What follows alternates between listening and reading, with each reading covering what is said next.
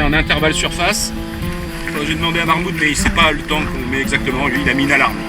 Donc quand ça sonne, il me dit c'est bon, on part. Le changement de bouteille a été fait. Le changement de batterie de la caméra a été fait. Le requin, tel à son habitude, joueur, quand tout le monde était hors de l'eau, il a sorti son aileron.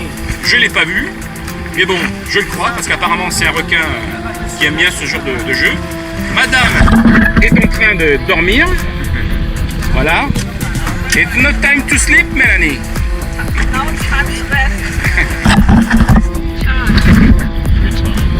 Bon, elle recharge les batteries comme la caméra, voilà. Et puis nous, bah, on attend la fameuse alarme. Alors, tu te rappelles la distance qu'il a dit pour le récif de Chienfroid en longueur? 200 mètres? On regardera sur internet, mais bon, a priori 200 mètres de long. Pas très très large. Comme on a dit, il émerge pas. Ils ont mis des espèces d'ossières avec des mouillages, un peu comme on fait chez nous, là, pour éviter de péter le fond marin. Donc ça c'est pas mal.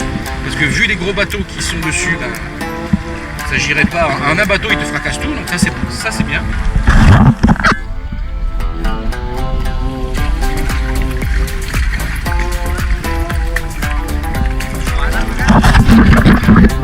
Voilà un petit peu. Et aujourd'hui, en fait, on devait avoir un courant, je crois, dans ce sens-là, qui nous pousserait comme ça. Ce qui fait qu'on aurait fini la plongée sur le Longimanus. Et en fait, aujourd'hui, en spécial dédicace, on a une inversion de courant. Donc on a fait la plongée en sens inverse. On est descendu sur le requin qui n'était pas là. Et on a été poussé sur l'extérieur vers la haute mer, vers Jordanie, je ne sais pas qui est en face du pays.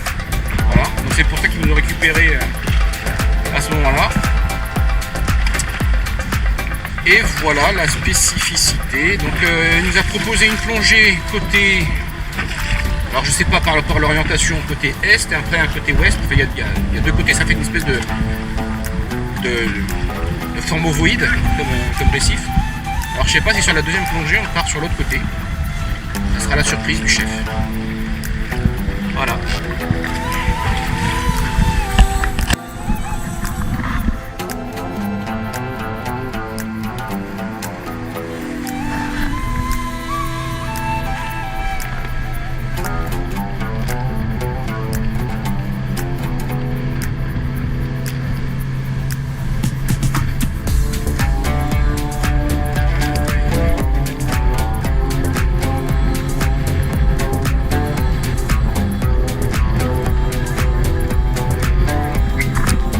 Salut Anto, bah écoute, nous voilà pour la suite de cette vidéo sur Elphinstone et notre intervalle surface est terminé. Donc le Zodiac repart, direction l'extrémité du récif. Là tu peux voir un petit peu les moutons blancs qui se dessinent sur l'horizon. C'est en fait les vagues qui viennent se fracasser sur le récif. Et notre guide nous amène à l'extrémité. Parce que cette fois-ci, pour cette plongée, il y a eu une inversion de courant. Donc, on est en opposition avec le courant précédent. Cette fois-ci, le courant va partir du nord direction le sud. Voilà. Et ça, juste en 1 heure de temps. C'est pour te dire comment les courants s'inversent et sont très dangereux sur le récif d'Elphinstone.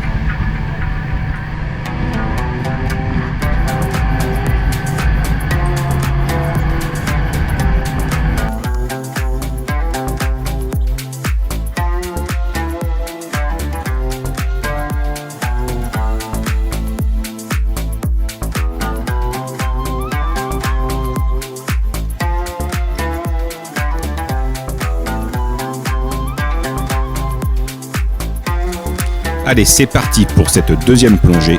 Nous voici sur le tombant ouest. Et du coup, la première constatation, c'est que c'est de suite beaucoup plus sombre. Peut-être à cause du soleil et des ombres portées. La verticalité est toujours là, mais il semblerait que les fonds descendent plus en pente douce et c'est un peu moins profond. Donc voici déjà pour les premières impressions sur ce deuxième site. Tu peux constater que j'essaye désespérément d'enlever toutes les petites bulles d'air qui sont sur mon objectif, de façon à ne pas faire de mise au point sur des particules et tu regarderas dans les palmes de Mélanie, là sur ta droite, eh bien, quand j'ai changé ma batterie, je me suis introduit une goutte d'eau sur mon objectif, plutôt sur mon globe grand angle, et celui-ci à l'intérieur.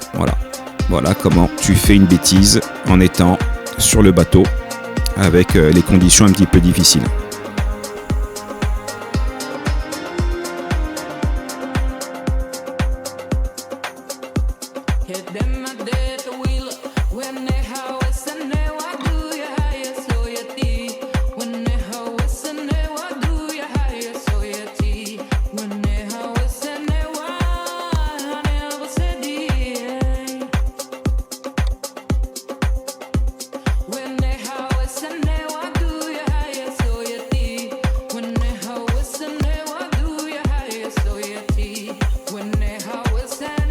Ceux-là aussi de poissons, tu peux jouer un peu avec. Ils sont très intéressants et assez placides.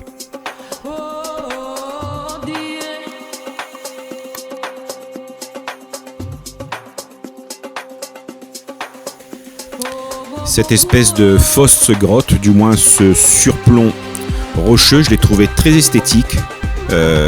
Essaye de le repérer, il est au tout début de la plongée. Dans le sens, n'oublie pas, nord-sud. Là, on se dirige vers le Longimanus et on se dirige donc vers tous les bateaux de croisière. Regarde un petit peu ces images, c'est l'illustration parfaite de ce que je t'explique avec les phares. Quand tu as un petit peu d'ombre, eh bien, tu arrives à avoir un premier plan bien éclairé et un second plan avec des bleus assez profonds. Mais cela, en fait, tu ne le dois que à un temps soit couvert ou alors de l'ombre portée par le récif.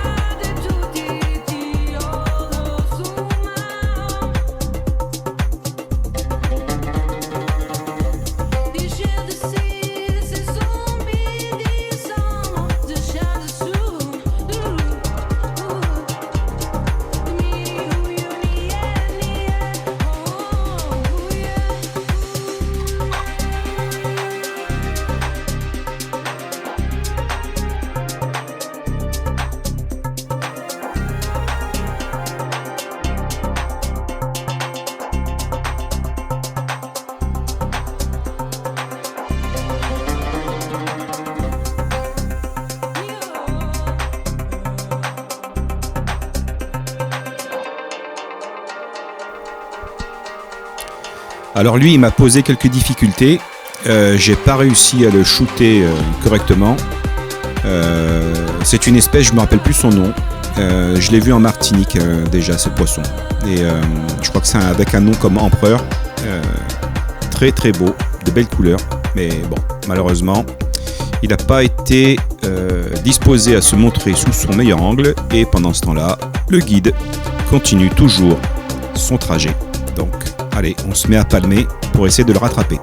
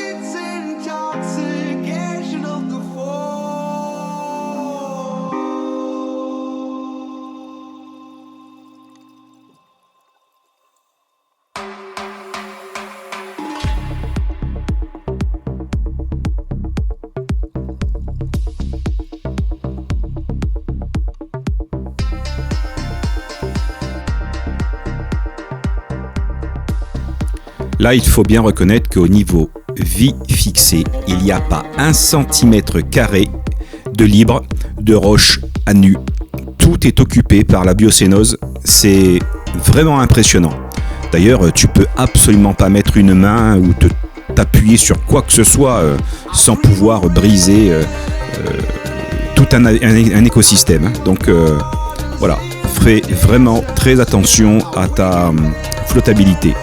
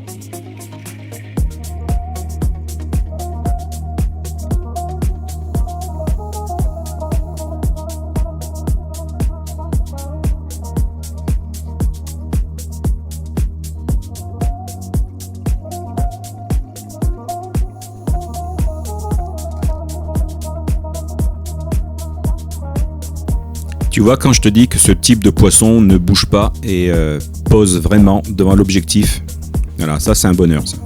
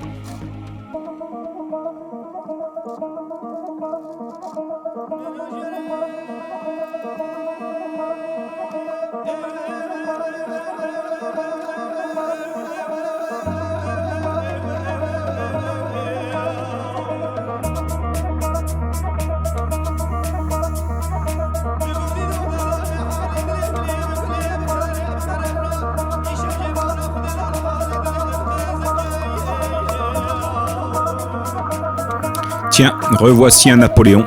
Par contre, il n'a pas une belle bosse. C'est un juvénile ou un subadulte.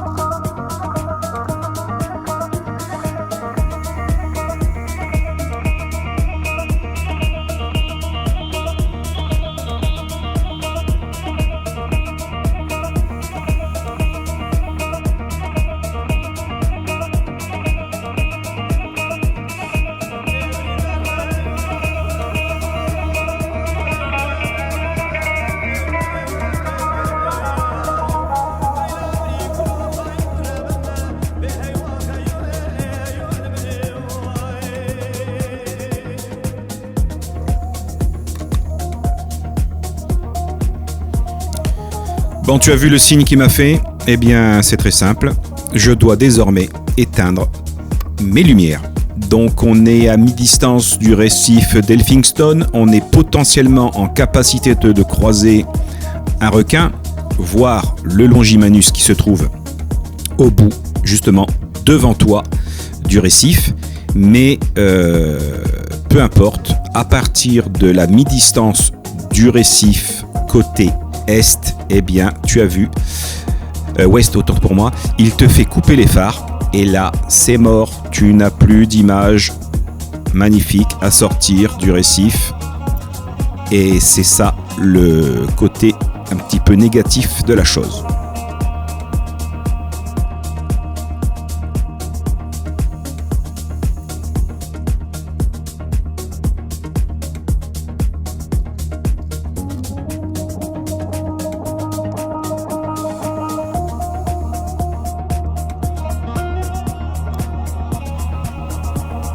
Alors la fin de promenade le long du tombant approche puisque je viens de me repérer. Je vois en fait l'espèce de plat où il y a toutes les bulles des plongeurs des bateaux.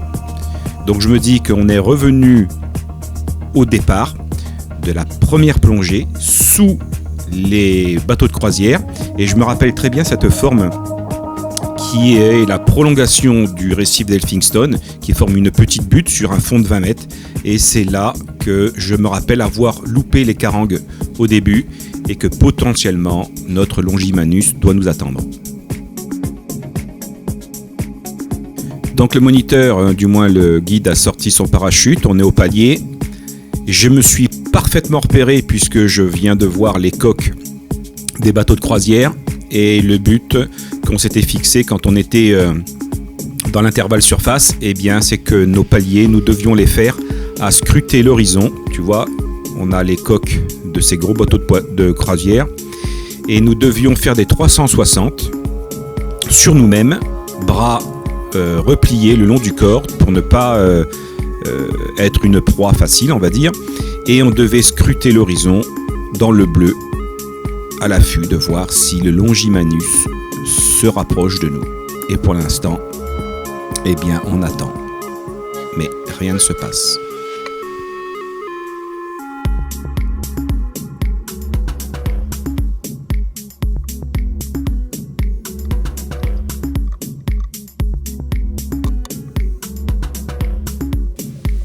Ah, mon pote vient de repérer un très beau barracuda qui nous fait la chance de se rapprocher de nous à une distance, on aurait préféré un peu plus près, mais correct pour le distinguer.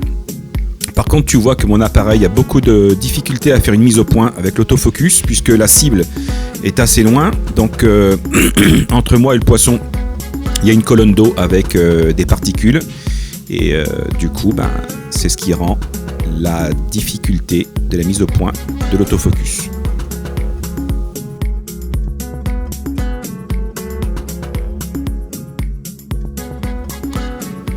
Ah, revoici les carangues que j'avais loupées sur la première plongée.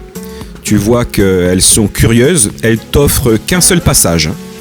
Donc ne les loupe pas, elles sont venues par curiosité.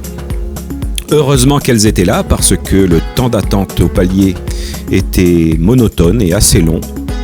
Et toujours pas de Longimanus. Donc merci à ces petites carangues d'être venues nous faire un petit coucou. Je peux te dire que quand tu attends comme ça au palier dans le bleu, il y a un sentiment quand même un peu bizarre. Le temps est long et voilà, tu te demandes ce que tu fais et tu pries pour que tu puisses apercevoir le requin. Allez, victoire Anto, on ne l'attendait plus et puis là, il est apparu devant nous dans le bleu, assez furtivement. Voici le fameux Longimanus d'Elphinstone, taille approximative de 53 mètres. C'est assez difficile d'estimer sa distance puisque je n'ai pas eu la chance de le voir plus près que cela. Mais bon, apparemment, quand il est à côté de toi, il est assez impressionnant. Je t'avoue que je n'avais qu'une envie, c'était de nager à son encontre et essayer d'avoir des rushs plus précis, d'allumer mes phares. Bon, bref, tout cela c'est interdit. Et voilà, c'est la magie du moment. Quelquefois, ce magnifique squale vient au contact des plongeurs. Je te dis, la palanquée précédente, il est passé dans leurs palmes, quasiment au contact. D'ailleurs, il les a touchés. Il y a même un des plongeurs qui a perdu son masque avec un coup de nageoire caudale. Mais voilà. Bon, il nous restait du gaz dans les bouteilles. Donc, en restant dans une profondeur de 3 mètres, c'était les conditions. Mahmoud nous a autorisé à nous rapprocher du récif, à rallumer mes phares et à essayer de shooter les derniers instants d'Elphinstone, parce que pour moi, c'est terminé. La plongée était magnifique. Bon, là, inutile de te décrire la scène, hein. Tu vois le jacuzzi avec nos copains les Allemands. Donc, quand tu tombes dans ce champ de bulles, c'est une catastrophe.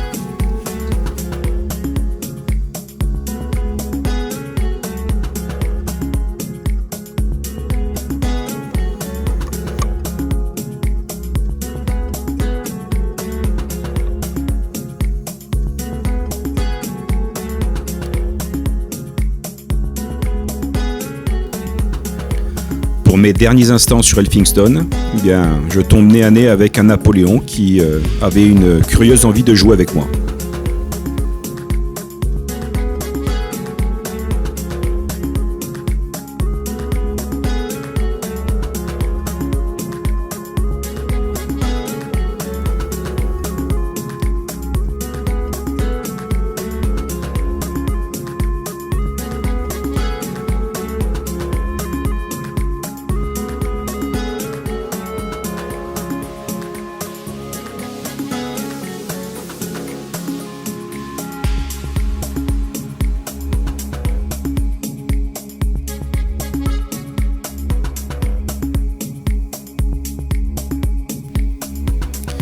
Ah, je n'ai juste pas envie de quitter Elphinstone.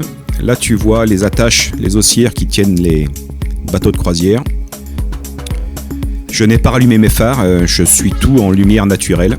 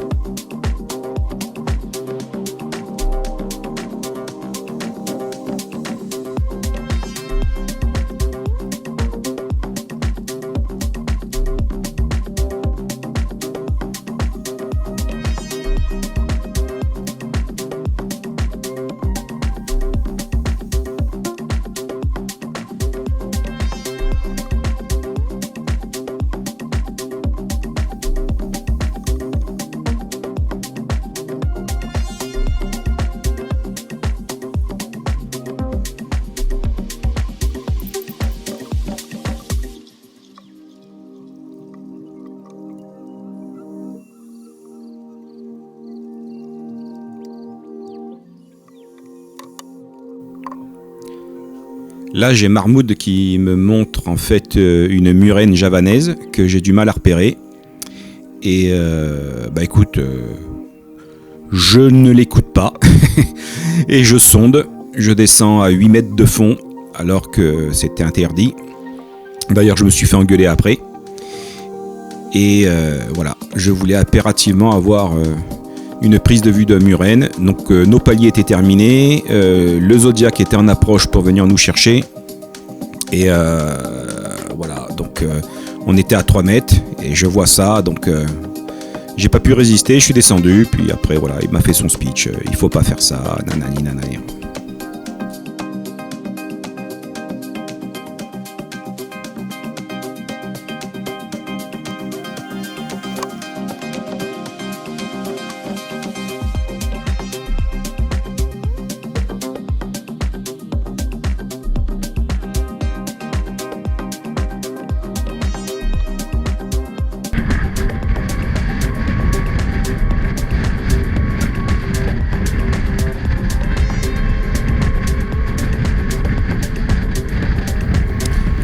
Et bien voilà comment se termine la plongée sur Elphinstone.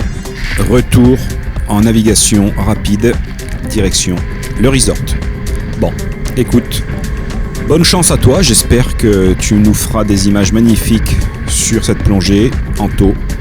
Donc inspire-toi bien de ces vidéos, elles sont faites pour ça, de façon à bien te repérer. Et croisons les doigts que tu arrives à avoir un peu plus de chance pour croiser vraiment le Longimanus et sortir des rushs que j'aimerais bien te piquer si tu arrives à la voir bien plus proche que moi. Allez, bye!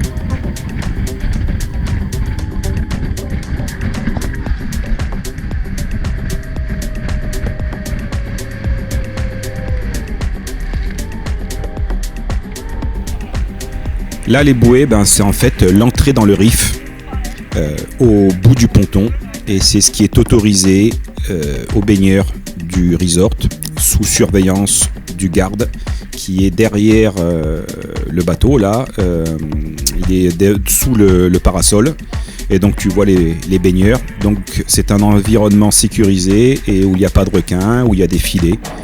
Donc voilà pourquoi il faut plonger en apnée, en snorkeling, promenade, que ici.